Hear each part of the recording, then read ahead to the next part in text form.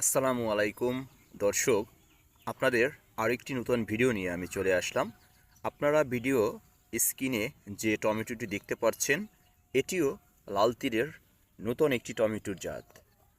আপনারা ইতিপূর্বে এই আকার আকৃতির টমেটো হয়তোবা আপনারা দেখেননি। এই টমেটোর স্পেশাল কিছু বৈশিষ্ট্য হচ্ছে এটি সাইজে অনেক বড়। আপনারা ভিডিওতে দেখে বুঝতে পারছেন, প্রতিটা টমেটোর গড় ওজন প্রায় 500 গ্রাম এবং এই টমেটোর খাস কাটা দেখেন। আর যখন একটু লক্ষ্য করে দেখলে দেখা যায় যে এটি খাস কাটা এবং এই টমেটো আমাদের দেশীয় টমেটোর মতন টক মিষ্টি এবং সুস্বাদু, যেটা অরিজিনাল আপনারা টমেটোর স্বাদ পেয়ে যাবেন। দর্শক, আপনারা যদি এই গাছটিকে একবার লক্ষ্য করে দেখেন এখানে মিনিমাম 5টি ফল আছে।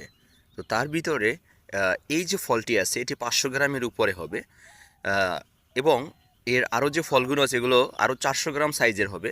তো একটি থোকায় মিনিমাম 1 কেজির উপরে ফলন হয়ে থাকে। দর্শক, এই থোকাতেও 4টি ফল ছিল, তার ভিতর থেকে একটি ফল ছিঁড়ে নেওয়া হয়েছে এবং এখনও যে 3টি ফল আছে এ ফল তিনটি প্রায় 500 গ্রাম সাইজের হবে।